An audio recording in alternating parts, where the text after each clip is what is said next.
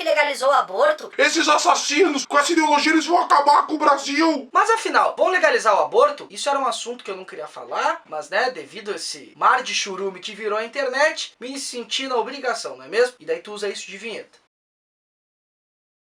E aí, gurizada, beleza? Antes da gente entrar nessa discussão em si, a gente tem que entender o que o Supremo Tribunal Federal fez. Ele julgou um caso específico de um grupo de pessoas na cidade de Duque de Caxias, do Rio de Janeiro, onde foram pessoas que foram denunciadas pelo Ministério Público pela prática de aborto. Então o Ministério Público foi lá, prendeu essas pessoas, depois o juiz soltou, depois o Ministério Público entrou com outro recurso para botar as pessoas na cadeia de novo, e daí eles conseguiram habeas corpus, e nessa discussão foi subindo instâncias até parar no Supremo Tribunal Federal. O Supremo Tribunal Federal decretou que essas pessoas deviam ser soltas. Ai, por que ele decretou isso? Porque eram réus primários, tinham emprego, tinham boa índole, né? Eles tinham o que todo mundo que se enquadraria nessas características tem direito a responder em liberdade. O STF foi lá e decidiu isso. Só que ao apresentar esses votos, um dos ministros usou como um segundo argumento qual? Que o Código Penal que tipifica o crime de aborto não condiz com a Constituição de 1988.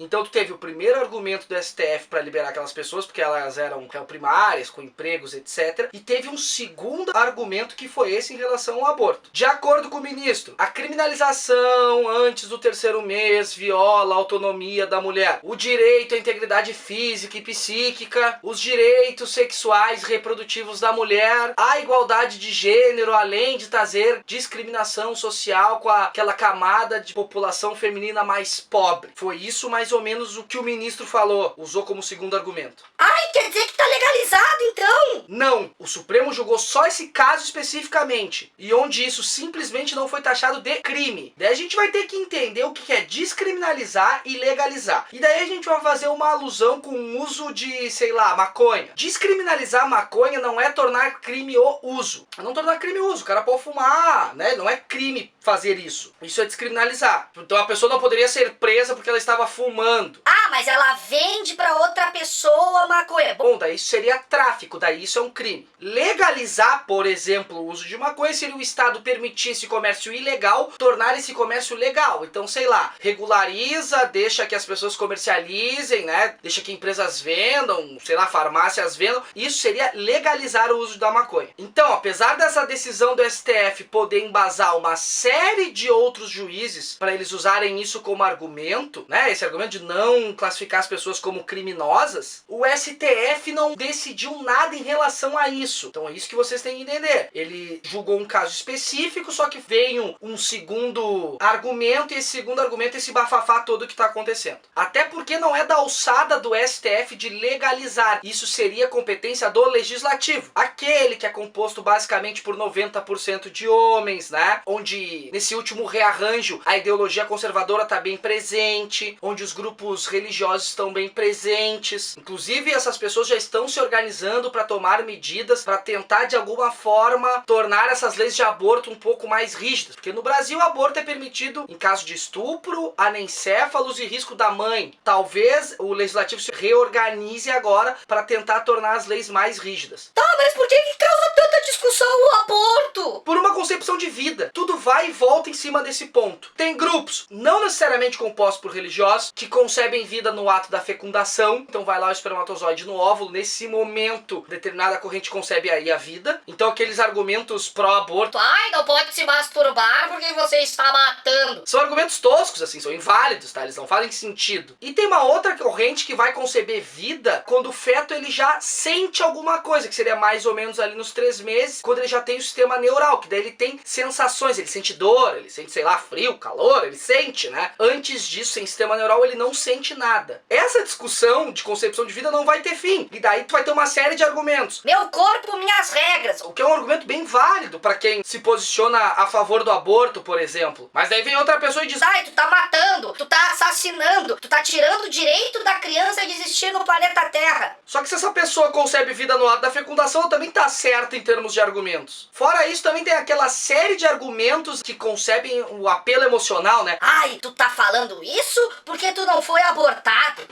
pessoa ia falar isso se ela tivesse sido abortada, né? Ai, vai dizer que isso não é vida. De uma foto que circulou no Facebook de um feto de menos de 3 meses. Eu me choquei com aquela foto, não sei se tu viu. Fetinho cabe na mão da pessoa, um negócio meio chocante mesmo, assim. Geralmente, numa discussão filosófica séria, quando tu tem esse apelo à emoção, é justamente porque tu não tá querendo discutir os argumentos que são inválidos. O apelo à emoção, ele tornaria um argumento inválido. Só que, né, a gente tolera por se tratar de vida e a gente acompanha as discussões, então a gente busca entender isso. Então não se trata de elaborar uma pergunta assim, ó. Tu é a favor ou contra o aborto? Essa pergunta, ela tá filosoficamente errada, ela tá estruturalmente errada. A pergunta correta pra se formar seria do tipo assim, ó. As mulheres, elas fazem aborto? Fazem. Mulheres morrem por causa disso? Morrem. Tá, levantamos os fatos concretos. Em cima disso, tu tem que perguntar o seguinte: o que o Estado, com esse conjunto de leis, com essas pessoas que vivem em sociedade e que pensam de forma diferente, né? O que o Estado, ele deve fazer em relação a isso? Ele vai ter que continuar com aquela política proibicionista. Então vai lá, eu acho que o Estado, ele tem que continuar fechando clínica de aborto, ele tem que continuar fazendo campanha para as pessoas não abortarem, eu tenho que fazer educação sexual em colégios. Olha só, a escola sem partido proíbe educação sexual em colégio, né? Fazer parceria com a igreja para ajudar a mulher nesse momento, desburocratizar adoções, são tudo medidas que o Estado poderiam tomar em relação a isso. O que não garante que as mulheres não vão abortar, né? Isso não garante nada. Talvez tu consiga reduzir esse número. Ou o Estado, sabendo desses inúmeros casos de mulheres que abortam, ele deve regularizar e legalizar o aborto. Ai, mas aí todo mundo vai fazer aborto como método contraceptivo,